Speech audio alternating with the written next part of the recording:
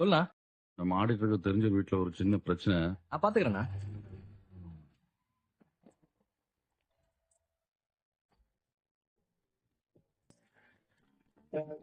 என்னடா பூனாக்கார் இங்க இருக்கு? யார் நீங்க? யாரு வந்திருக்கேன்னு சொல்லு. ஏன் கேட்டு நம்பர் சொல்றீங்க?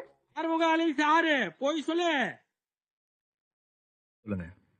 என் பொண்ணு மெடிக்கல் காலேஜில் படிக்கிறா. டேட்டிங் இளவு புண்ணாக்குன்னு எவன் கூடயோ பைக்கில் போயிருக்கா. போகிற வழியில் பைக் ஆக்சிடென்ட் ஆயிடுச்சு. ஒரு வயசான அம்மா மேலே பைக்கை மோதி அந்த அம்மா ஸ்பாட்லேயே அவுட்டு. போலீஸ் ஸ்டேஷனில் அந்த பையன் என் பொண்ணு பேரையும் இழுத்து விட்டான். இந்த விஷயம் வெளியே தெரிஞ்சா எங்கள் குடும்பமானுமே போயிடும். இங்க வா. பெரிய பருப்பா நீங்க நம்பி அந்த பொண்ணுக்கு துரோகம் பண்றீங்க. அவங்களே நீங்க இந்த பொண்ணு தானே கூட வந்தது. சித்தி புருஷன் அப்புறம் பெரியவனா இருந்தாலும் சித்தப்பான்னு கூப்பிடுறது ஒரு முறை. இந்த மாதிரி ஒரு பொண்ணு கேஸ்ல மாட்டிக்கிட்டு அந்த பொண்ணோட பேரை எடுக்க கூடாதுங்கிற ஒரு முறைனா உங்களுக்கு கேட்கறதுக்கு ஆள் இருக்காங்க. யாரு இல்ல வெட்டு வேலை ஜாப் அடிச்சு பேச போறியா? போன் பண்றா. நீ பேச நான் பேசுமா? கூடு பூந்தாச்சு ரயில்வே ட்ராக்ல போட்டுருவேன் ஜாக்கிரதை. என்ன அப்பனா நீ அம்மாவா? 65 கிலோ பிள்ளைய பத்தி ஊருமே விட்டுருக்கீங்களா? உடம்புல இருந்து 10 கிலோ எடுக்க வேண்டியது இருக்கும். ஏய் பொண்ணு மேட்டருக்கு தான் நின்னு பேசிட்டு இருக்கேன். இது நேரம் பம்பரா அவன நீ ஜாரா இருப்ப. அவ சித்தப்பாடு சொல்லி பழைய எஃப்ஐஆர் கிழிச்சு போட்டு இவங்கிட்ட பேர் மாத்தி கையெழுத்து வாங்கி அனுப்பு. தெரியாது. நம்ம கிளம்ப போயிட்டாரு. இல்ல எழுத போட்டது மறந்ததா பிரச்சனை பண்ணுவியா? இல்ல மறக்காம இருக்கிற முகத்துல மார்க் வேணுமா?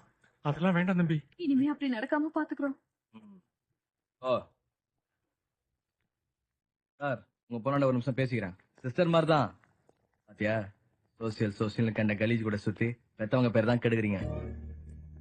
வயிறு பத்தின்னு எரியுது பார். வயிறு எரியுது கண்ணுல தெரியுது பார். உலகத்திலே நம்மளுக்கு துரோகம் நினைக்காத ஒரே ஜீவனுங்க அம்மா அப்பா மட்டும்தான். அவங்கள நம்பு, வேற யாரையும் நம்பாத. இதர் மாதிரி சொல்றேன். ஐயா இன்னைக்கு பக்கா லேடி சென்டிமெண்ட் பஞ்சாயத்து. என்னம்மா பேசுறோம் ஆறு வயிறு எரியுதுன்றான் கண்ணுல தெரியுதுன்றான். மச்சான் உனக்கு மட்டும் ஆழமாப்பா வருஷம் தண்ணி வச்சுக்கா பக்கா பஞ்சாயத்து. மாமா இந்த டேட்டிங்னா என்னடா? செட்டிங்கு ஃபிட்டிங் கட்டிங் தெரியும். யாருக்கு தெரியும் டேட்டிங்? ஏ ராஜமணி இங்க வா. இந்த டேட்டிங்னா என்னடா? அதுவா, ஒரு பொண்ணும் பையனும் பைக்ல கட்டி பிடிச்சிட்டு மகாபலிபுரம் வரைக்கும் போய் கடல்ல ஒன்னா குளிச்சுட்டு ஒரே ரூம்ல ட்ரெஸ் சேஞ்ச் பண்ணிக்கிட்டு ஒண்ணுமே பண்ணாம திரும்பி வரதான் டேட்டிங். ஏய் இது ரேப்பிங் கூட கேவலமா இருக்கா?